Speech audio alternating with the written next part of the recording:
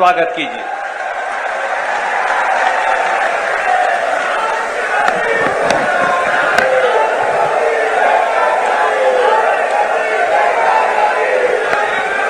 बहनों और भाइयों, सबसे पहले तो आप सबका बहुत बहुत स्वागत इस सभा में। मैं आपको दिल से धन्यवाद देना चाहती हूं कि कटाई का मौसम है और आप अपने खेतों को छोड़कर आज मेरी बातों को सुनने आए हैं।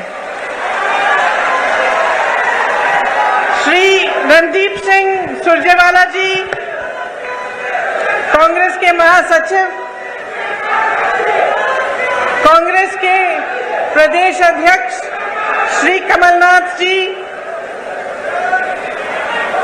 श्री दिग्विजय सिंह जी, श्री कांतिलाल भूरिया जी, श्री सुरेश पचौरी जी, प्रताप ग्रेवाल जी, श्री उमंग सिंघार जी, श्री सुरेंद्र बघेल जी, हीरालाल अलावा जी, पंचेलाल मेधा जी, सत्यनारायण पटेल जी, कमल किशोर पाटीदार जी, जीतू पटवारी जी, कुलदीप इंदौरा जी, मेरे प्यारे प्यारे कार्यकर्तागण और मंच पर उपस्थित सभी नेतागण, आप सबका भी इस सभा में बहुत बहुत स्वागत।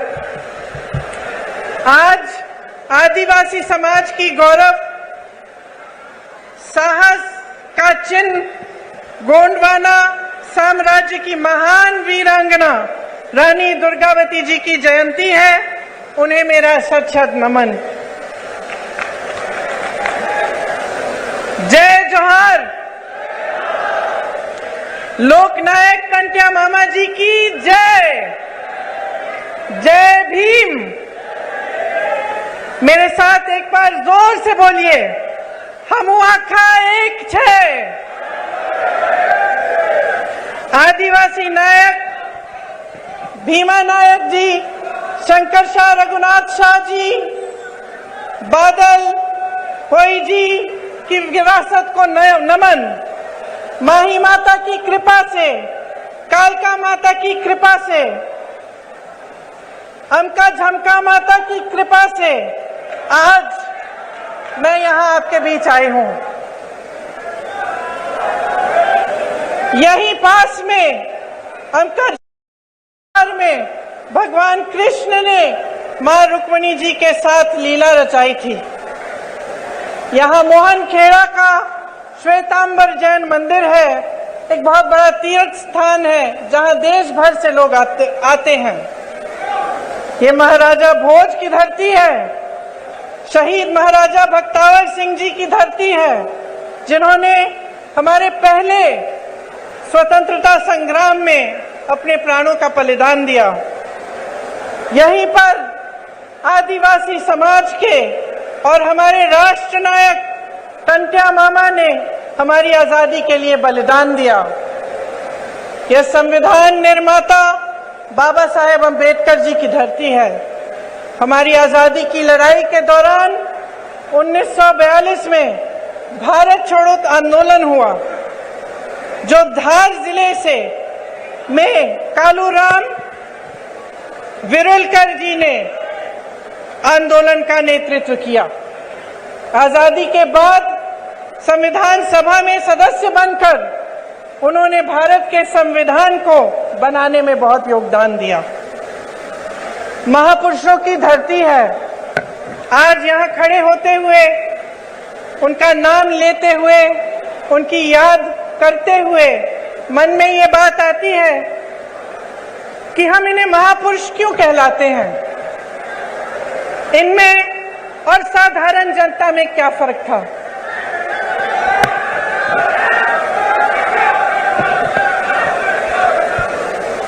फर्क ये था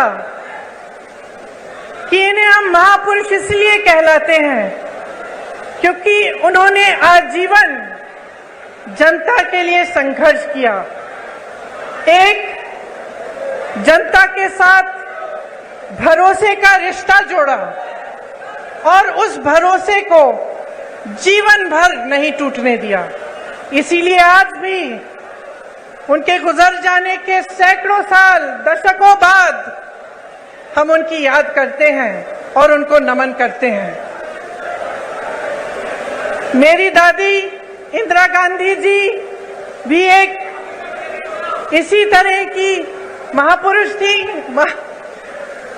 पुरुष नहीं थी, मतलब एक बहुत बड़ी हस्ती थी जिन पर आपका पूरा भरोसा था। और आपका भरोसा इसलिए था क्योंकि उन्होंने दिन रात आपके लिए काम किया। एक भावनात्मक रिश्ता था और आज यहां खड़े हुए उस रिश्ते की भी मुझे याद आती है। हम छोटे थे, हमें आपकी कहानियां बताती थी, आपकी संस्कृति के बारे में बताती थी, और जो रिश्ता आपके और उनके बीच था वो आदर का रिश्ता था, प्रेम का रिश्ता था, श्रद्धा का रिश्ता था। ये एक तरफा नहीं था। ये बात नहीं थी कि सिर्फ आप उनसे प्रेम करते थे या उनके प्रति आपके दिल में श्रद्धा थी। उनके दिल में भी आपके लिए श्रद्धा थी, उनके दिल में भी आपके लिए प्रेम था, और वो आपकी संस्कृति की, आपकी के प्रति उनके दिल में श्रद्धा और आदर थी।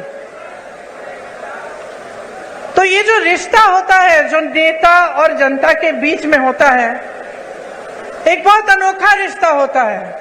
जैसे मैंने कहा, इस रिश्ते को अगर नेता निष्ठा से सींचता है, काम करके दिखाता है, तो ये रिश्ता मजबूत बनता है। तो एक ऐसा रिश्ता बनता है जैसा इंदिरा जी का आपके साथ था। आजकल परिस्थितियां काफी अलग हो चुकी हैं। हमारी तरह बहुत नेता चुनाव के समय खास तौर से आपके सामने आकर बड़े बड़े भाषण देते हैं, आप सबकी बातें सुनते हैं। मैं भी सुन रही थी। आज सुबह जब मैं उठी, मैंने कहा मैं देखती हूँ मोदी जी क्या भाषण दे रहे हैं, क्योंकि वो क्या कह रहे हैं वो भी सुनना जरूरी है। तो मुझे ताज्जुब हुआ कि जो जो हम कहते हैं वही वो कहते हैं। हम कहते हैं उन्होंने घोटाले किए, वो कहते हैं हमने किए। हम कहते हैं हमने विकास किया, वो कहते हैं उन्होंने किया।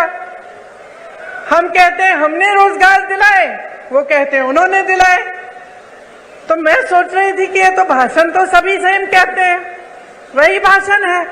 तो जनता को कैसे पता चलेगा कि कौन क्या कह रहा है और इस बीच सच्चाई क्या है? हाँ, मुझे मालूम है।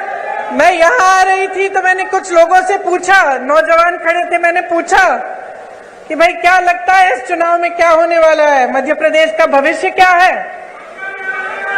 कहने लगे राजा जा रहा है। तो मैंने कहा अच्छा क्यों? कहने लगे कि इस बार हमारा वोट रोजगार के लिए डलेगा।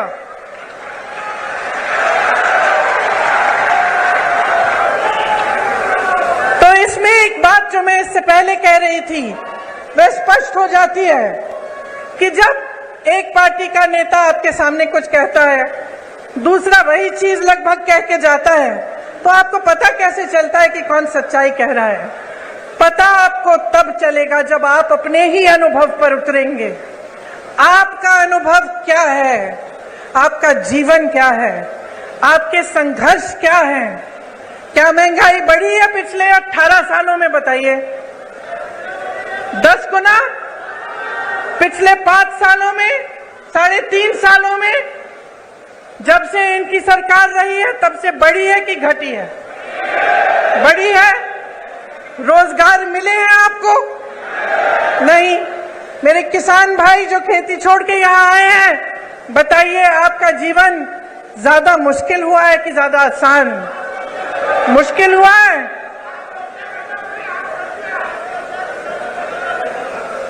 आपको मालूम, आप कह रहे हैं किसानों की आत्महत्या 17,000 में, मैंने अभी एक आंकड़ा सुना कि लगभग 17,000 नवयुवकों ने आत्महत्या की है पिछले 18 सालों में।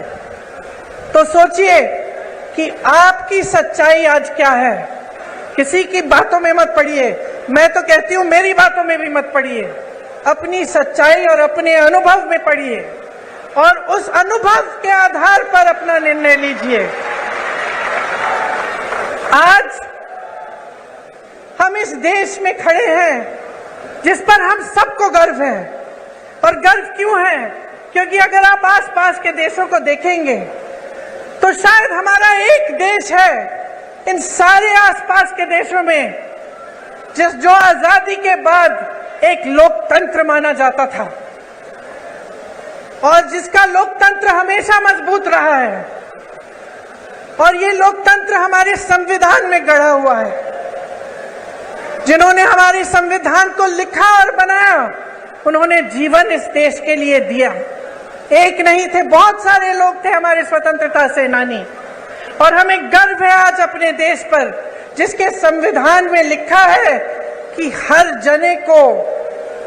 जने को समान अधिकार मिलना चाहिए। हमारी कांग्रेस की सरकारों ने पंचायतों को सत्ता देकर यह अधिकार मजबूत बनाया। आज देखिए आज की परिस्थिति क्या है। आज तमाम पंचायतों को मुश्किलों में डाल दिया है। और जहां हमने पंचायतों के लिए व्यवस्था लागू की, भाजपा सरपंचों के अधिकारों में कटौती ला रही है, आपको कमजोर कर रही है। राज्य भर में आज पटवारी 1 महीने से हड़ताल पर बैठे हैं। जितने भी काम आपको कराने पड़ते हैं सब काम रुक गए हैं। आप भटकते रहते हैं इधर से उधर। उनकी अपनी मांग है, उनको भी सरकार ने सहायता नहीं दी, वे हड़ताल पे बैठे हैं। ये स्थिति है आज यहाँ की। 18 सालों में 250 से ज्यादा, 250 से ज्यादा घोटाले हुए हैं। अगर हम उसकी लिस्ट बनाने चले तो हम यहाँ पे 2 घंटे के लिए खड़े रहेंगे। बच्चों के पोषण का घोटाला, मिड डे मील का घोटाला, बच्चों के एडमिशन का घोटाला, सर्व शिक्षा अभियान में घोटाला, स्कॉलरशिप में घोटाला, भर्ती की परीक्षाओं में घोटाला, नौकरियों में घोटाला, धार में यहाँ के डैम के बनाने में भी भ्रष्टाचार हुआ। इससे क्या पता चलता है आपको? आप अगर मेहनत करते हैं, खेती में काम में मेहनत करते हैं, कहीं नौकरी करते हैं तो किस लिए करते हैं? मेरी बहनें, आप घर पे मेहनत करती हो, सारा घर परिवार संभालती हो, किस लिए करती हो? अपने बच्चों की परवरिश के लिए करती हो ना, अपने बच्चों के भविष्य को सुरक्षित करने के लिए। हम हमेशा सोचते हैं कि हमारे बच्चे बड़े होकर हमसे कुछ ज्यादा ही करें।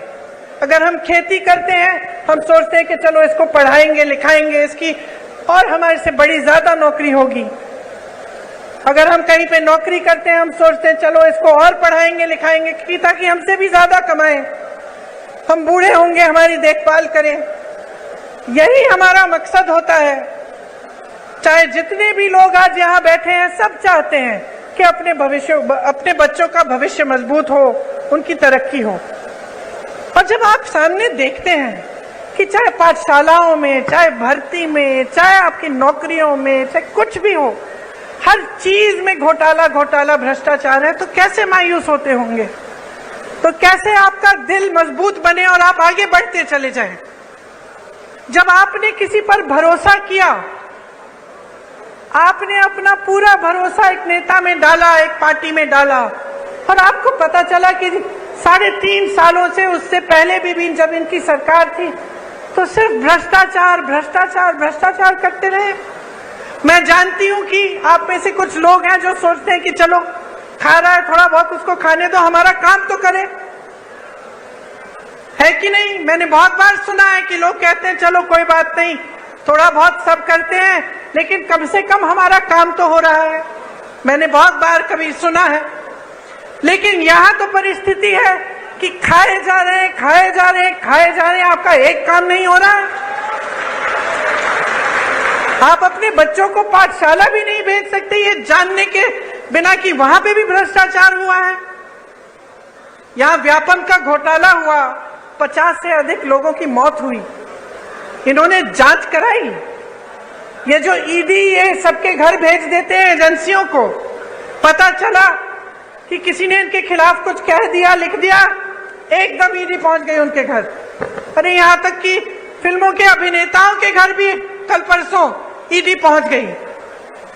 यहां पे क्यों नहीं पहुंची? यहां जो इतने बड़े घोटाले हुए हैं, इनके अधिकारियों के घर में क्यों नहीं पहुंची? इनके नेताओं के घर में क्यों नहीं पहुंची? तो ये सवाल आपको पूछने हैं।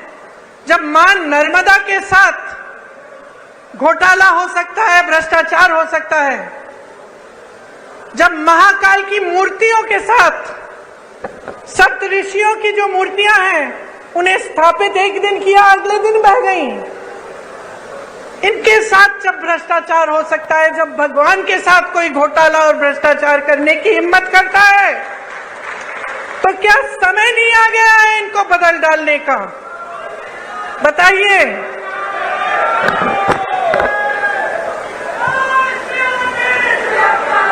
देखिए,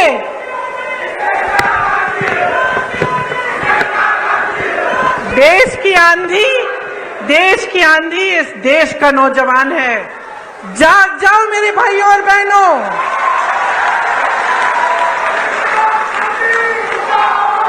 आपको बचाने के लिए कोई आंधी नहीं आ रही है, आप खुद को बचाइए। ये जो आपके साथ हो रहा है ये गलत है। जो रोज रोज आप जी रहे हैं, आप संघर्ष कर रहे हैं, ये गलत है। मेरे नौजवान भाइयों, आप फीस देते हैं ट्यूशन की? देते हैं कि नहीं? जब आपको भर्ती की परीक्षा भरनी पड़ती है, आप संघर्ष करते हैं कि नहीं? माता पिता आपके लिए खेती करते हैं, नौकरी करते हैं, संघर्ष करके आपके लिए पैसे इकट्ठे करते कि आपकी फीस भरेंगे कि नहीं?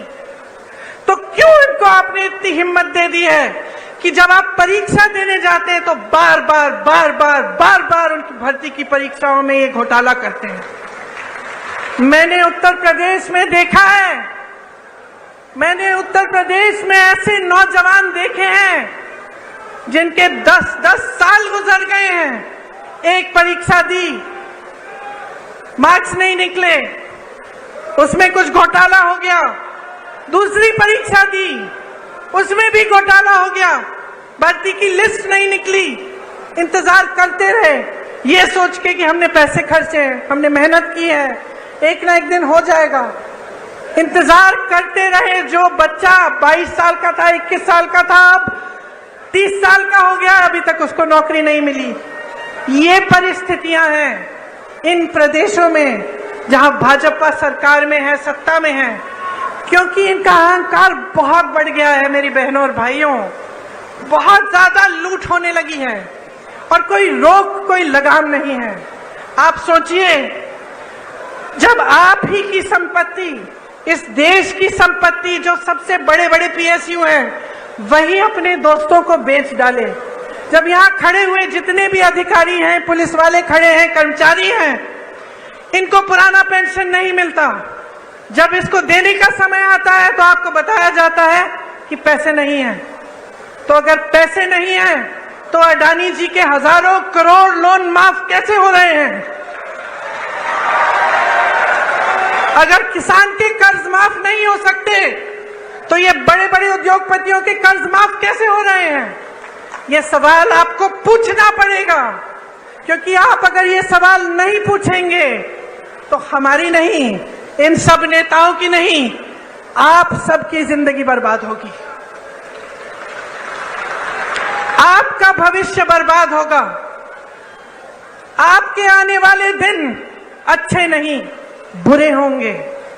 और ये बात आपको गहराई में समझनी पड़ेगी। आज ऐसी परिस्थिति बन गई है कि कुछ लोगों ने नेताओं को भगवान बना दिया है। नेता भगवान नहीं है। बहनों और भाइयों, आप में से उभर के आता है, आप की तरह इंसान है, और जब उसका अहंकार बहुत ज्यादा बढ़ जाता है, जब वो आपकी परवाह नहीं करता, तो इस लोकतंत्र ने, जिसपे हम सबको गर्व है, इस लोकतंत्र ने आपको अधिकार दिया है कि आप उसको निकालें, उसको सबक सिखाएं, उसको जिम्मेदार बनाएं, उसको जवाबदेह बनाएं। और ये आपकी जिम्मेदारी है। आज आपके प्रदेश में इतनी महंगाई है, मैं जानती हूं बहनों, मैं जानती हूं कि आप पर क्या गुजर रहा है। मैं जानती हूं कि जब आप सोच रहे होंगे कि त्योहार का मौसम आ रहा है, दशहरा आ रहा है, धनतेरस, दिवाली, आप कुछ खरीदना चाहते हैं, आप जब दुकान जाते हैं तो घबराते हैं कि हम ये सब चीजें ले पाएंगे कि नहीं। आधी चीजें खरीदते हैं, आधी छोड़ देते हैं। मैं जानती हूं आप सोचती हैं कि किस तरह से थोड़ी बहुत बचत हो जाए घर में, थोड़ा कम खा के, थोड़ा सा काम ज्यादा करके। मैं जानती हूं कि कितनी मुश्किल समाज का कितना आप बोझ उठाती हैं। आपको बताया जाता है कि राशन हमने मुफ्त कर दिया, वाह वाह वाह, बहुत बढ़िया। वहां हजारों करोड़ के लोन मुफ्त में मिल रहे हैं, यहाँ राशन पे हमें आपसे हाथ जोड़ना पड़ रहा है। इन्होंने कहा कि राशन आपको मुफ्त में दे रहे हैं। अब आप सोचिए, मैं एक राज बताती हूं आपको।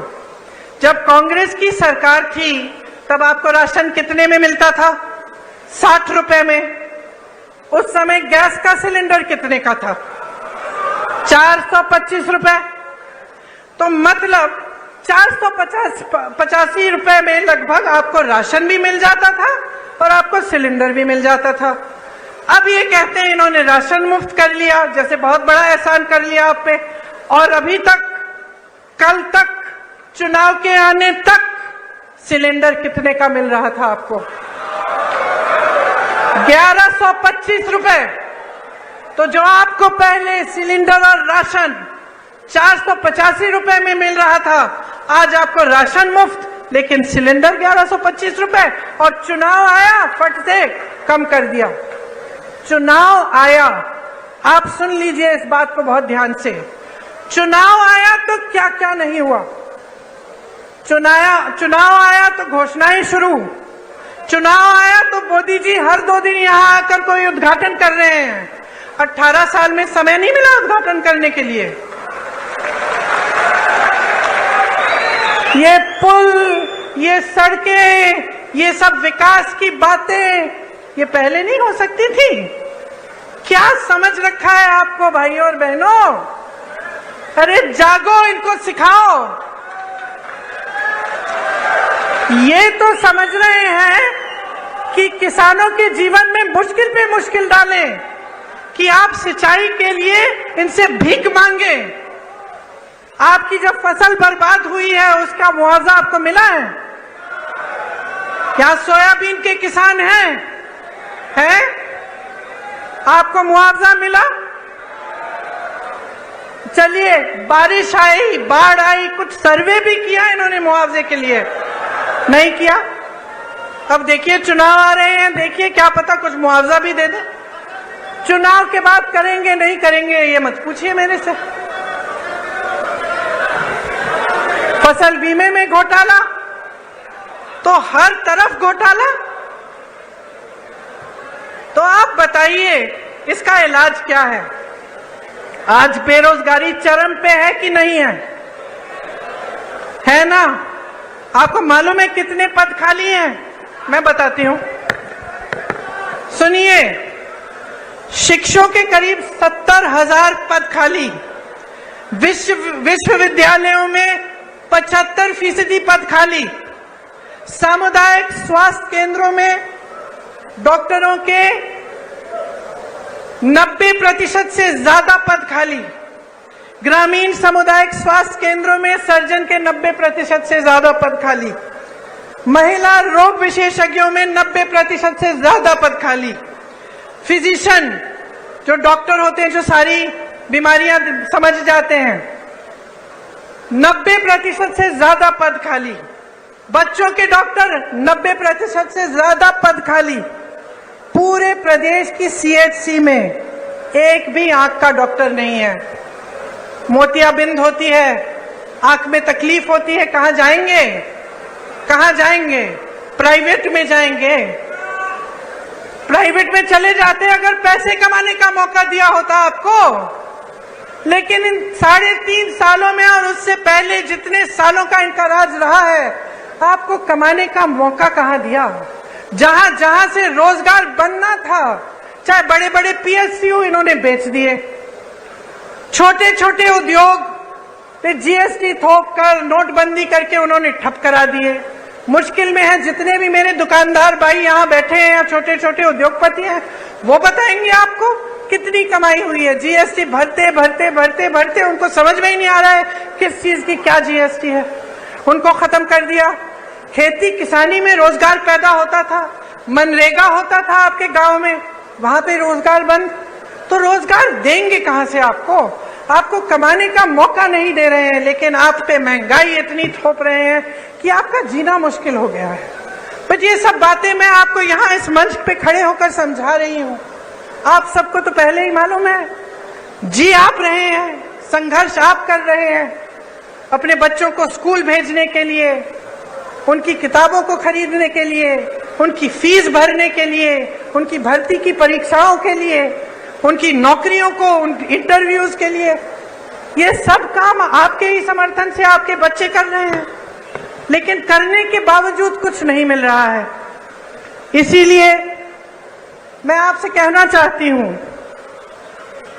कि आप इंदौर संभाग के हैं, आप जानते हैं कि पिछले 18 सालों में यहां कोई नई यूनिवर्सिटी नहीं बनी है कि नहीं बनी?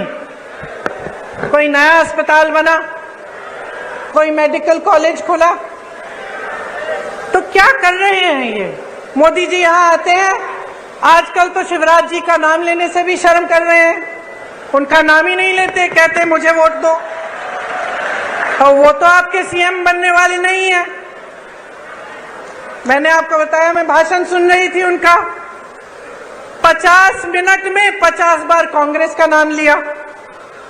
तो कांग्रेस के जो कार्यकर्ता हैं, खुश हो जाओ भाई, खुद नाम लेने के बजाय वो नाम ले रहे हैं आपका।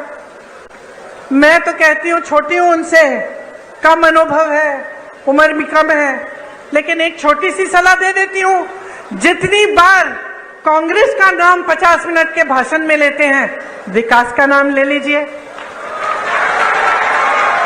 ये बता दीजिए कि 18 सालों में आपने इंदौर के लिए क्या किया, आपने मध्य प्रदेश की जनता के लिए क्या किया, कितने रोजगार बनाए, कितने घोटालेबाजों को पकड़ा, कितनों के पीछे ईडी डाल दी, कितने जेल में हैं, किसानों के लिए कितनी राहत दी, कितनी बिजली फ्री दी। लेकिन ये बात नहीं कर सकते, इनमें हिम्मत नहीं है, क्योंकि काम नहीं किया है। इसीलिए मैं बार बार भरोसे की बात करती हूँ, मैं बार बार कहती हूँ, देखिए बहने, एक नया बिल लाए संसद में, महिला आरक्षण बिल, खूब वाह वाह हुई पूरे देश भर में, जितने भी विपक्षी दल हैं हमने भी समर्थन किया कि चलो ये बहुत अच्छा कदम है। बड़ी बड़ी घोषणाएं हुई, टीवी पे इश्तिहार हुए, सब कुछ हुआ, मोदी जी की बड़ी वाह वाह हुई। फिर क्या पता चला कि 10 सालों के लिए ये लागू ही नहीं होगा।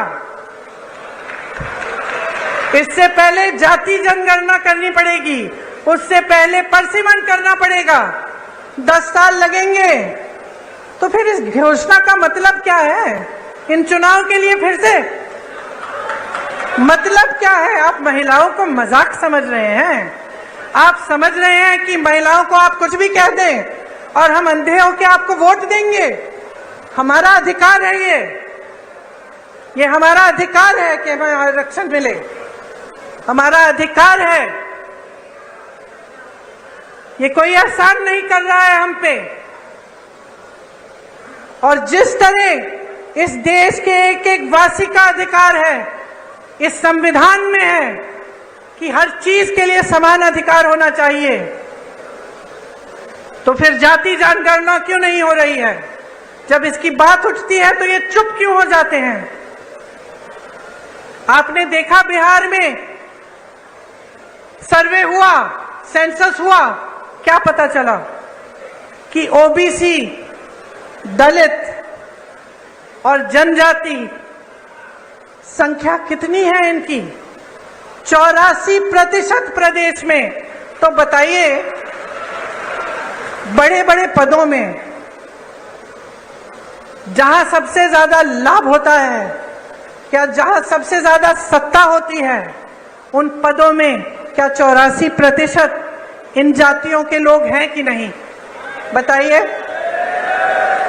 होने चाहिए कि नहीं? तो जब ये बात उठती है तो ये चुप क्यों हो जाते हैं? आप सब आदिवासी समाज के हैं, यहां से आपको पलायन करना पड़ता है, सच बात है कि नहीं? दिल्ली में बहुत सारे लोगों से मैं मिलती हूं जो यहां से गए हुए हैं वहां पलायन करके, क्यों? रोजगार ढूंढने के लिए। आपके क्षेत्र में जैसे मैंने पहले कहा, मनरेगा होता था, कुछ रोजगार मिल जाता था, वो भी बंद हो गया है। यहाँ की आदिवासी महिलाओं पर सबसे ज्यादा अत्याचार है। आपने सारे वायरल वीडियो देखे होंगे, क्या क्या नहीं कर रहे हैं। देश में सबसे ज्यादा बच्चियां एमपी में गायब हैं, सबसे ज्यादा महिलाएं यहां से गायब होती हैं। यहां रोज 17 बलात्कार होती हैं। बहनों सुनो, क्योंकि आपको पूछना पड़ेगा कि आपकी सुरक्षा के लिए ये सरकार क्या कर रही है। ये बड़ी बड़ी बातें, बड़ी बड़ी घोषणाएं चुनाव से पहले कि आपको पैसे मिलेंगे, आपकी सुरक्षा होगी, आपको आरक्षण मिलेगा, बहुत बड़ी बातें हैं। 18 साल से सरकार में रही हैं, आपकी बच्चियां आज भी सुरक्षित नहीं हैं। ये सवाल पूछो। आपको याद है वो कहानी यही की, कृष्ण भगवान ने जब रुक्मिणी जी के साथ लीला रचाई तो रुक्मिणी जी ने क्या कहा? कहा कि घोड़ों का, रथ के घोड़ों की लगाम आप मुझे दे दीजिए, मैं चलाऊंगी ताकि किसी को गलतफहमी ना हो। और मेरी बहनें मुस्कुरा रही हो, लगाम अपने हाथों में लो, अपने भविष्य का रथ रुक्मिणी जी की तरह चलाओ। आगे देखो, अर्जुन की आंख और अर्जुन के निशाने के तरह विकास, अपने बच्चों का भविष्य, अपने अधिकार, इस देश को आगे बढ़ाने का काम अपनी नजर से मत हटाओ। ये तुम्हारी जिम्मेदारी है मेरी बहनों। तुम अगली पीढ़ी का परवरिश करती हो, तुम समाज को बनाती हो। अगर तुम समाज को मजबूत नहीं रखोगी तो ये समाज नहीं रहेगा। जो आपकी परंपराएं हैं, मेरी दादी इंदिरा गांधी कहती थी कि जो आदिवासी संस्कृति है, जो आदिवासी परंपराएं हैं, इन्हें मजबूत रखना बहुत जरूरी है। कभी इन्हें बदलने की कोशिश नहीं की उन्होंने। जल जंगल जमीन का अधिकार आपको दिया, पट्टे आपको दिए ताकि आप मजबूत बने। और मेरी बहनें, आज इस देश का एक एक नेता समझ गया है कि अगर महिलाओं का वोट उसे नहीं मिले तो वो सत्ता में नहीं आ सकता।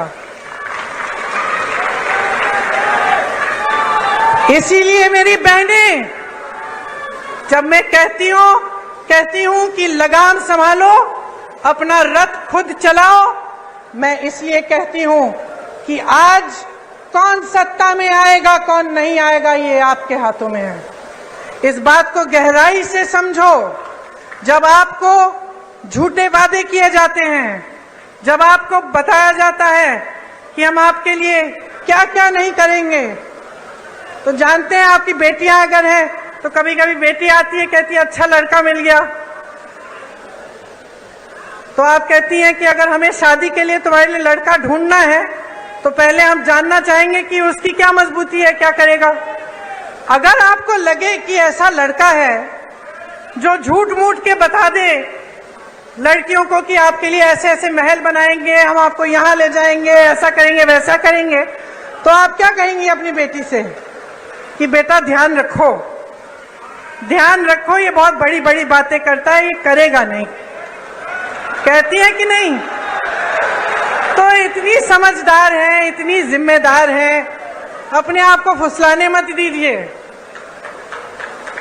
समझ जाइए कि ये राजनीतिक खिलवाड़ हो रहा है आपके साथ। आपको अपना भविष्य मजबूत बनाना है तो जैसे मैंने शुरू में कहा, अपने अनुभव पर उतरिए। आप देखिए, आपके जीवन में तरक्की आई, महंगाई घटी, आपके बच्चों को रोजगार मिला, खेती में आप काम करते हैं, वहां आपको कोई सहायता मिली सरकार से? क्या नई पाठशालाएं बनी, विश्वविद्यालय बने, अस्पताल बने? और अगर नहीं बने हैं तो बहनों और भाइयों, जाग जाओ और एक ऐसी सरकार लाओ जो ये सारे काम आपको करके दिखाए।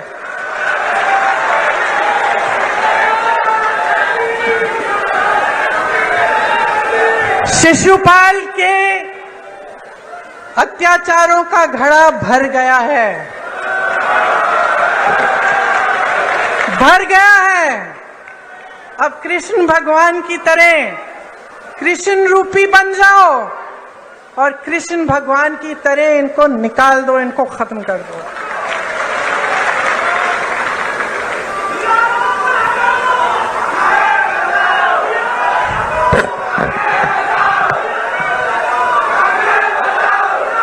डेढ़ सालों में, पिछले चुनाव में आपने कौन सी सरकार चुनी थी? कांग्रेस? यहां बैठे कमलनाथ जी, पिछली सरकार में आपने पिछली चुनाव में आपने कांग्रेस की सरकार चुनी। फिर क्या हुआ? फिर क्या हुआ? रिश्वतखोरी हुई और जो आपका आदेश था उसका पालन नहीं किया गया। आप कांग्रेस की सरकार चाहते थे और जोड़ तोड़ करके 1.5 साल के अंदर अंदर आपको भाजपा की सरकार मिली कि नहीं मिली? और नतीजा आप सबने देखा। 1.5 साल में मैं आपको बताना चाहती हूं कि आपका ही अनुभव रहा होगा कि कांग्रेस की सरकार ने क्या क्या किया। किसानों के कर्ज माफ किए, 27 लाख किसानों के कर्ज माफ किए, सामाजिक सुरक्षा पेंशन बढ़ाकर 600 रुपए बनाया, 1 करोड़ परिवारों को 100 रुपए में 100 यूनिट बिजली दिलवाई, 1000 गौशालाएं खुलवाई। 1.5 साल की बात कर रही हूं मैं, 18 साल की बात नहीं है ये। आदिवासियों के लिए 12,000 बर्तन बैंक खोले, इससे आपको भी सुविधा मिली होगी। ओबीसी आरक्षण 14% से बढ़ाकर 27% किया। आर्थिक रूप से कमजोर सामान्य वर्ग के लिए 10% आरक्षण दिया। भोपाल और इंदौर में मेट्रो रेल की परियोजना शुरू की। ये 1.5 साल का काम था बहनों और भाइयों, 18 साल का नहीं। आज जहां जहां कांग्रेस की सरकार है, छत्तीसगढ़ को देखिए, धान खरीद के सबसे ज्यादा पैसे छत्तीसगढ़ में आज मिल रहे हैं। बेरोजगारी सबसे कम कहां है पूरे देश में? छत्तीसगढ़ में। सबसे ज्यादा वन अधिकार के पट्टे कहां मिले हैं? छत्तीसगढ़ में मिले हैं। आदिवासियों के 60 से ज्यादा वन उपज को समर्थन मूल्य पर सरकार खरीदती है। पुराना पेंशन कहां लागू है? छत्तीसगढ़ में, राजस्थान में, हिमाचल प्रदेश में और कर्नाटका में। हम आपको ये नहीं कह रहे हैं कि पैसा नहीं है, पैसा निकाल रहे हैं इसके लिए, क्योंकि हम आपको सर्वोपरि रख रहे हैं। कर्नाटका में मेरी बहनों, बस की यात्राएं पूरे प्रदेश में मुफ्त है बहनों के लिए। 2000 रुपए प्रति माह मिल रहे हैं बहनों को। 200 यूनिट बिजली मुफ्त मिल रही है। हिमाचल प्रदेश में अभी आपदा आई, हमने आपकी बात की, आपके मुआवजे की, आपको मुआवजा नहीं मिला। जब बाढ़ आई, जब आपकी फसल खराब हुई, हिमाचल प्रदेश में आपदा है। सबसे बड़ा पैकेज आपदा के लिए, राहत के लिए हिमाचल प्रदेश में कांग्रेस की सरकार दे रही है। राजस्थान में बहनों और भाइयों, हमने बात की कि यहाँ स्थिति क्या है अस्पतालों की। डॉक्टर के पद खाली हैं, नौजवान बच्चे बेरोजगार हैं, जिन्होंने डॉक्टरी की पढ़ाई की है वो भी बेरोजगार हैं, लेकिन पद नहीं भरे जा रहे हैं। आपको इलाज के लिए प्राइवेट में कहाँ कितना खर्च करना पड़ रहा है। और राजस्थान में चिरंजीवी योजना कांग्रेस की सरकार ने निकाली है। आप किसी भी राजस्थानी से पूछिए, 25 लाख तक मुफ्त इलाज हो रहा है, आज के दिन हो रहा है। और ये चुनावी घोषणाएं नहीं है भाई बहनों और भाइयों, उनकी नीतियां हैं। ये कांग्रेस की सरकारों की नीतियां इसलिए हैं क्योंकि हमारे लिए आप सर्वोपरि हैं, आपसे बड़ा कोई नहीं है। और आज मैं इस मंच पर खड़े होकर आपको कह रही हूं कि कांग्रेस आपके लिए कुछ गारंटी लाई है, और आप ही खुद देखिए कि क्या कांग्रेस के प्रदेशों में इनकी गारंटियां लागू हो रही हैं कि नहीं। जब आपको ये पता चलेगा, खुद अखबारों में पढ़िए, इंटरनेट पे जाकर देखिए, जहां आपको सुविधा हो वहां पूछिए। जब आपको खुद अपने अनुभव से पता चलेगा कि हाँ, इन्होंने जो वादे किए वाकई पूरे कर रहे हैं, तब आप इन गारंटियों में आप विश्वास करो। और मैं दावे के साथ कह रही हूं आपको कि जहां जहां हमारी सरकार है वहां गारंटीज पूरी हो रही हैं, और यहां पे मध्य प्रदेश में होंगी। क्या है ये गारंटी? जिस तरह से किसानों के कर्ज हमने पहले माफ किए, उस तरह से हम उस काम को फिर से शुरू करेंगे। 100 रुपए में 100 यूनिट बिजली मुफ्त मिलेगी। 200 यूनिट बिजली के लिए जो बिजली का बिल है वो आधा होगा, हाफ होगा। पुरानी पेंशन यहां मध्य प्रदेश में लागू की जाएगी। आपको गैस सिलेंडर हम 500 रुपए में दिलवाएंगे। महिलाओं को 1500 रुपए प्रति माह मिलेगा, आपके खाते में जाएगा मेरी बहनों। और 5 हॉर्स पावर सिंचाई की बिजली भी किसानों को मुफ्त मिलेगी।